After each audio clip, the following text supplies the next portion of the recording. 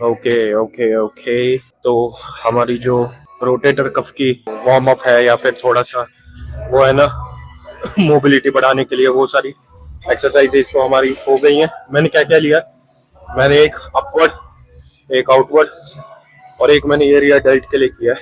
तो जैसे कि लेफ्ट हैंड का तो धीरे धीरे इम्प्रूव हो रहा है, बट मेरा एक कंसर्न है अभी, जैसे ये चीज है, अगर तुम्हारे जिम में भी ऐसा ही है तो ये क्या है कि लोग इसे दोनों तरफ से लगा के रखते हैं। तो दोनों लगाने की जरूरत नहीं है, या तो एक लगाओ, शॉर्ट लेंथ के लिए तुम्हें चाहिए तो एक लगाओ, अगर दूसरा तुम्हें थोड़ा लॉन्ग चाहिए तो ये वाला लगाओ। दोनों एक साथ लगाने की कोई जरूरत नहीं है। तो हम क्या कर रहे हैं, हम कर रहे हैं बैक। एंड बैक में हमें क्या क्या करना है, वैसे तो हमारे बैक के अंदर क्या कहते हैं, मील बॉक्स के अंदर जो इंग्रेडिएंट्स हैं वो हमारे हैं रोइंग्स एंड लेट पुल डाउन्स और थोड़े से पुल ओवर्स। ये तीन ही मेन है, इन्हीं के इर्द गिर्द सारी चीज़ें रिवॉल्व करती हैं, वेरिएशंस एंड बाकी चीज़ें जो भी तुम्हें नया कुछ आउट ऑफ द वे कुछ ट्राई करना है, लेकिन क्या है कि इसके इर्द गिर्द ही घूमता है। वैसे रहता है कि तुम्हें अगर पुल डाउन्स करनी है तो single hand, double, single hand, both hand, या फिर दूसरी अदर चीज़ें केबल पे, मशीन पे, बार पे, लाइक दैट। बट इन्हीं के इर्द गिर्द अगर पर ये लगा लो मूवमेंट, जैसे एक तुम अपवर्ड ले रहे हो, एक तुम्हारा ऐसे हॉरिजॉन्टल है, दो एक्सरसाइज और एक पुल ओवर की एक्सरसाइज, डजंट मैटर ये तुम केबल से करो या फिर अपना डंबल से भी कर सकते हो, कोई इशू नहीं रहता उसके साथ। डंबल भी बढ़िया है, लेकिन डंबल में बस ये है कि तुम्हें वो ना थोड़ा देखना पड़ता है कि ये कहाँ मतलब तुम्हें फील कहाँ आ रहा है, क्योंकि बहुत क्या है ना कि वो ओल्ड स्कूल ही आर्नोल्ड की तरह की भाई मैं तो यहाँ से यहाँ और ये, तो इसकी कोई जरूरत नहीं है। जैसे श्रग्स करते थे पहले तो ये करते थे ना, तो वो उसकी कोई नीड नहीं है। मैंने क्या सोचा है कि मशीन लेंगे, लेकिन मशीन में ये वाइड ग्रिप नहीं, रिवर्स ग्रिप ही रहेगा। रिवर्स ग्रिप में अपना जैसे जितना मैक्सिमम हम जा सकते हैं उतना मैक्सिमम जाएंगे। एंड रोइंग्स रहेंगे, रोइंग्स में आज चेस्ट सपोर्टेड नहीं, आज ये क्या नाम है, बारबल रोइंग रहेंगे। एंड बारबल रोइंग पे बहुत ही मेरे को लग रहा है कि अच्छा खासा एक वो लगा लो कि कॉन्ट्रैक्शन एंड मसल के अंदर टेंशन है वो अच्छा होगा। करो करो, करनी है। अच्छा, बाकी मैं स्टार्ट कैसे करूं, अभी तो लेट पुल डाउन बिजी है मेरे को लग रहा है, तो रोइंग से ही स्टार्ट करते हैं। एंड रोइंग में अपना, रोइंग के साथ साथ मैं बताता हूँ कि क्या क्या ध्यान में रखने की चीज़ है, कि ध्यान में रखने की क्या जरूरत है। मैंने वार्म अप तो थोड़ा रोइंग से कर लिया है, लेकिन लेट पुल डाउन फ्री हो गई है तो मैंने why not let pull down से ही स्टार्ट करते। एंड लेट पुल डाउन पे भी मैंने 2 सेट वार्म अप के लिए ही लिए। तो we'll be doing reverse grip with this bar. यहाँ से ये है कि रेंज ऑफ मोशन ज़्यादा अच्छा होगा, एक ऐसे जा रहा है और एक ऐसे, तो एल्बोज पूरी पीछे तक आ रही है। तो that's why we are taking it as an opener. So let's do it first working.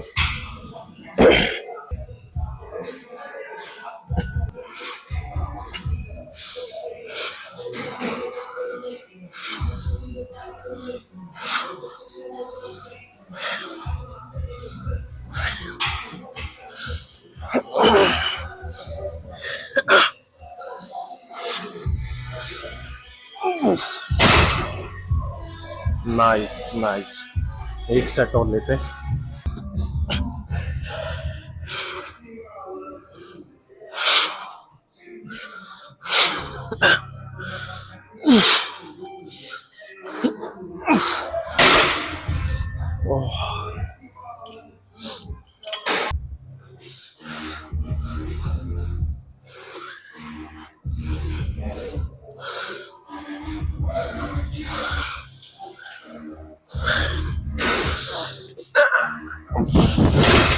वो वो वो एकदम जो बैंक बैक है भर सी गई है।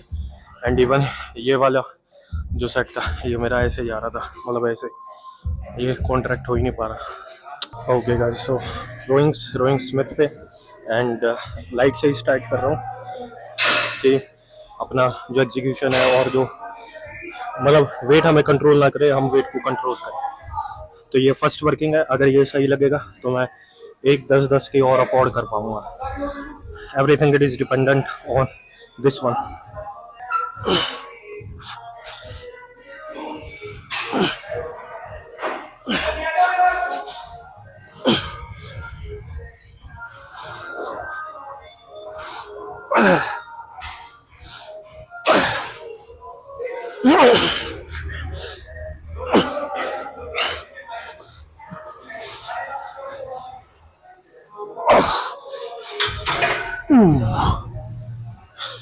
एक एक और बढ़ा के देख ही लेते हैं।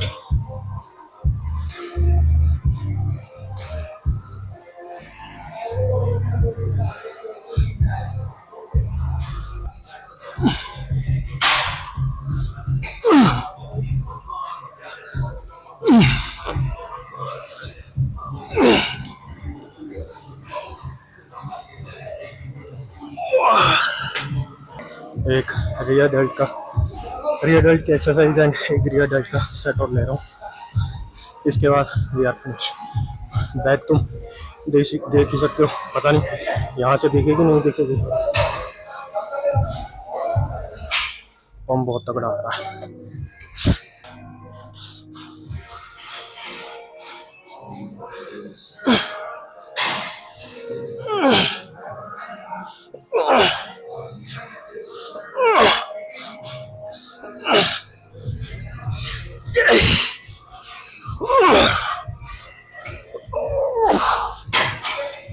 Let's check the pump. तो मेरे को बहुत ही अच्छा लग रहा है एकदम, जैसे ऐसे और ऐसे करके एक बार चेकआउट कर सकते हो तो वो भी चीज़ है। ऐसे ऐसे एकदम बहुत ही बढ़िया पंप आ रहा है। एक बार टी शर्ट में देखो कैसा है।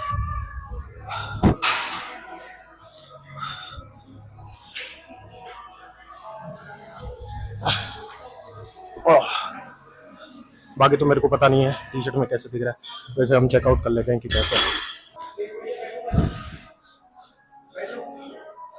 ओके तो लेट्स चेक इट आउट। पहले नॉर्मल एक बार फ्लेक्स करते हैं। नाउ अपने सिग्नेचर पोज।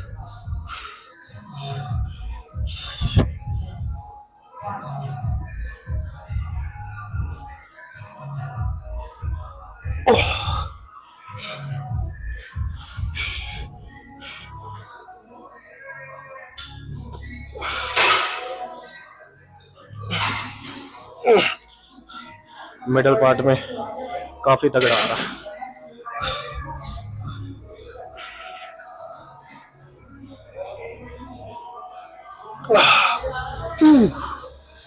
नाउ एक फ्रंट लेग स्प्रेड।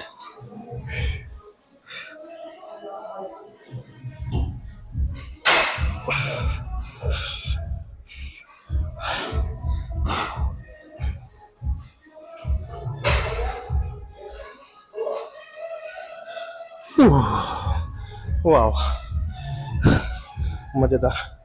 पंप तो काफी तगड़ा आया है एंड पंप खासकर ये वाला जो मिड रीजन होता है और आउटर है, अभी लेफ्ट वाले में थोड़ी दिक्कत सी चल रही है। कॉन्ट्रैक्ट इतना हो नहीं पा रहा है, कॉन्ट्रैक्ट होने में दिक्कत आ रही है। जैसे ही एलोंगेट होता है ना, जैसे स्ट्रेच होता है तो ऐसा लगता है कि साला टूट ना जाए।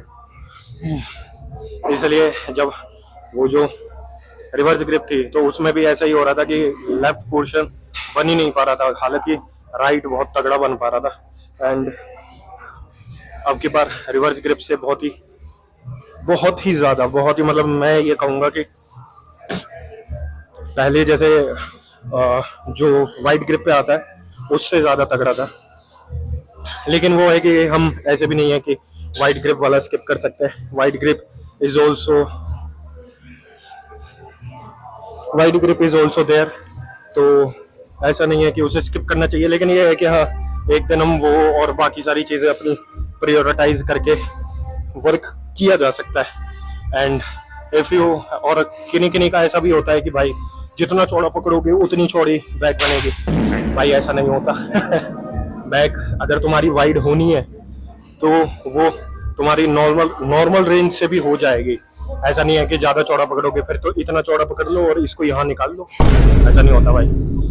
बस ये है कि स्ट्रेच अच्छा आना चाहिए और कॉन्ट्रैक्शन अच्छा आना चाहिए। अगर तुम्हें वो अपने लैट्स के अंदर फायर, जो बर्निंग सेंसेशन है और जो एक लैक्टिक एसिड है, दर्द हो रहा है, दैट्स ओके। अगर नहीं हो रहा है तो भाई दैट मीन्स कि समथिंग इज लैकिंग, और वो तुम्हें पंप में पता लग ही जाएगा। जिस हिसाब से मतलब अपना डाउनफॉल चल रहा है तो उस हिसाब से बहुत ही प्यारा। अपने जो रोइंग्स थी, मैंने रोइंग्स 90 किलो की मारी। मेरे को लगा नहीं था, एंड मैं कुछ ऐसे सोच के भी नहीं आया था, लेकिन 90 kg was very good enough. जो एग्जीक्यूशन था एंड रैप्स थे प्यारे थे, 8 से 9 रैप किया है। बाकी हमने जो पुलोवर्स करी, पुलोवर्स वर क्लोज ग्रिप, तो close grip is benefiting me a lot. Close grip में ऐसा हो रहा है कि अपने को ना बैलेंस जैसे ऐसे है तो बैलेंस ये डांस करने की जरूरत नहीं पड़ती है। एकदम वेट भी ठीक ठाक सा लग जाता है और एकदम पोजीशन होल्ड रहती है। बस अपना जो आर्म है ये रोटेट करता है इस रेंज में, बस वो भी बहुत प्यारा है। तो अभी वर्कआउट डन हुआ नहीं है। अपनी जो मैंडेट्स हैं वो रह रही हैं। मैंडेट्स मतलब अपनी जो क्या कहते हैं, डेजर्ट है। अभी जैसे हमने मेन कोर्स तो कर लिया है, अब डेजर्ट में रह रहा है carbs and cardio and all. तो अभी वो करते हैं and I will see you देखते हैं। मील से पहले भी एक्चुअली मेरा प्रोटीन खत्म हो गया है एंड मैंने कल ही वीडियो डाली थी कि मेरे को स्पॉन्सरशिप की जरूरत है, तो मेरा प्रोटीन खत्म हो गया। और मजे की बात यह है कि मैं पर्स घर भूल गया, तो अब थोड़ा सा दिमाग ये लगाना है कि घर जाऊं, उसे उठा के लाऊं, या फिर डायरेक्ट जाऊं। Hard choices. तो अभी देखते हैं क्या करना है। ओके, तो अपन घर तो आ चुके हैं एंड तुम्हें मैं दिखा देता हूँ कि इससे पिछली वाली वीडियो या लेग्स वाली है, मेरे को ढंग से तो याद नहीं है, शायद आर्म्स वाली वीडियो इससे पहले जो मैंने डाली होगी उसमें मैंने, एक मिनट पहले पेट डिब्बा खुला है, हाँ, उसमें मैंने तुम्हें दिखाया था कि क्या है और अब इसमें देखो क्या है।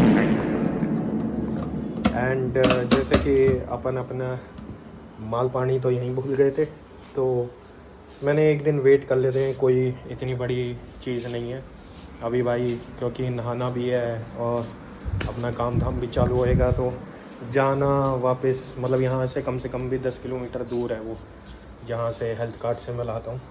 तो मैंने क्या किया, उसका ऑल्टरनेटिव तो ढूंढ लिया कि अपन खाएंगे ये 3 सर्व, तो 5-5 की एक सर्व होगी 5 एग्स की, एंड होल खाएंगे तो मेरे को लग रहा है कि 30 gram protein it will be good enough. But आज कुछ नहीं है तो भाई देखो, वैसे तो मैं दिन में एक टाइम भी बहुत मुश्किल से खा पाता हूँ, लेकिन आज कोई और ऑप्शन नहीं है तो क्या कर सकते हैं, we have to rely on this.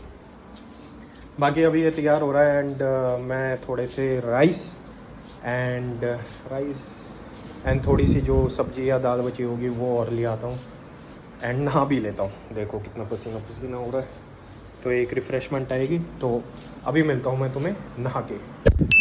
Okay, तो नहा लिए हैं हम एंड ये देखो, ये है अपने राइस और दाल है, और बाकी हमारे जो एग्स हैं वो भी बॉईल हो चुके हैं।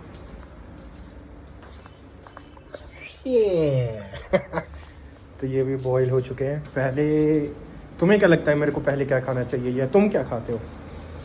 वैसे तो इतना ज़्यादा कोई फ़र्क नहीं पड़ता, पहले कार्ब्स खा लोगे तो तुम्हारा जो ग्लाइकोजन है वो रिप्लेनिश हो जाएगा, प्रोटीन खा लोगे तो डेवलपमेंट होगी, तो इससे इतना फ़र्क नहीं पड़ता। बस ये है कि जो भी खाओ, लेकिन द थिंग इज़ अगर साथ में खा रहे हो तो it will not going to matter that much.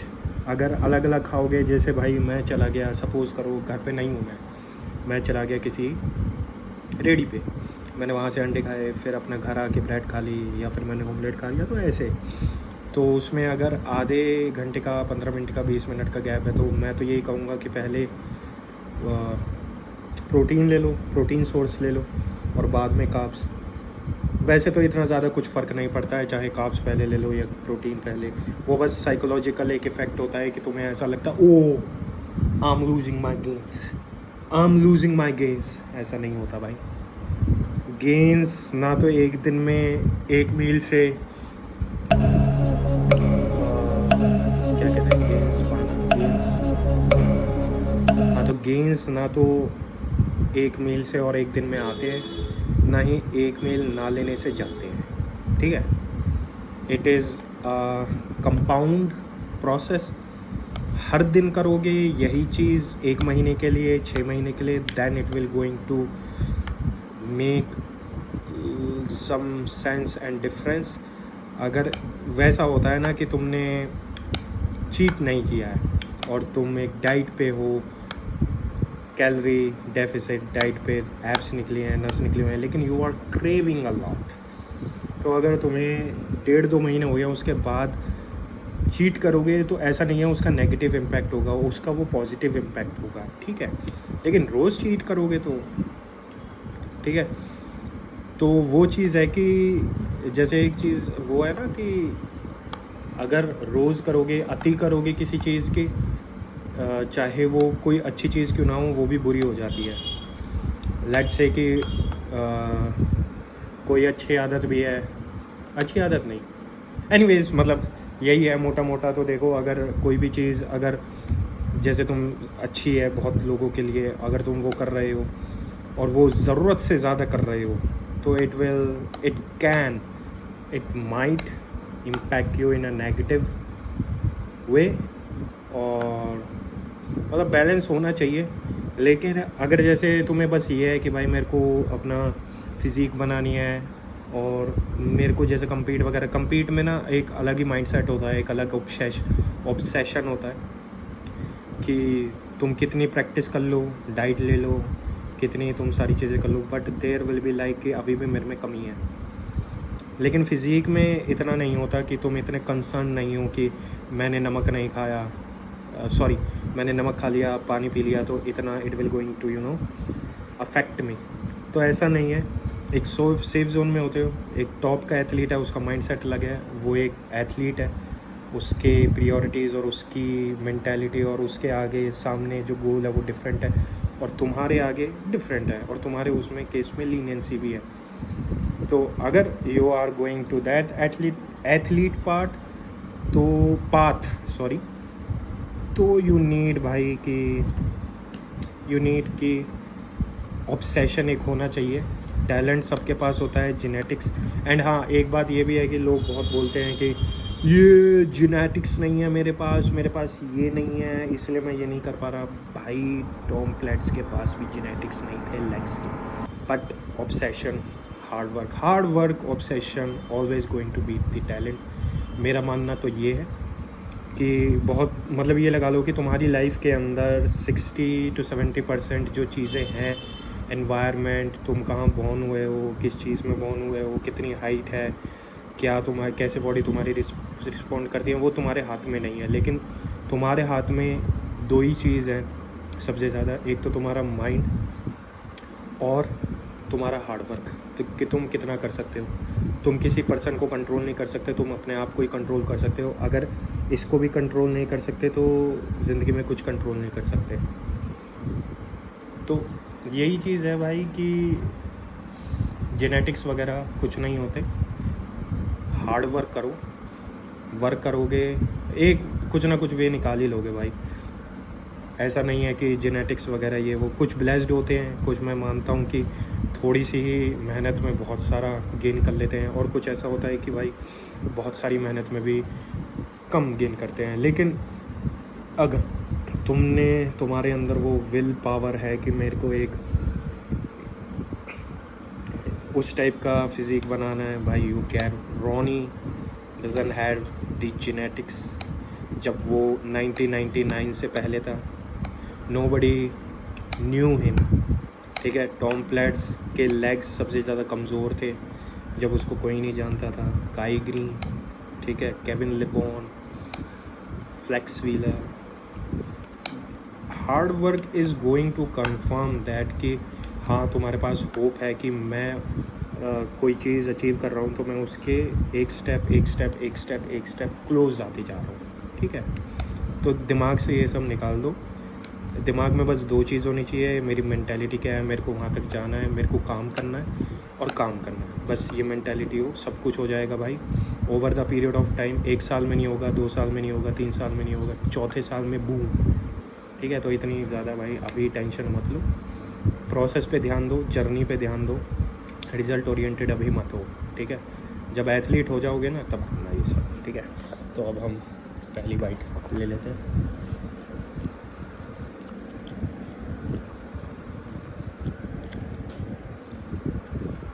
अभी मैं ये ख़त्म करता हूँ और फिर मिलता हूँ तुमसे।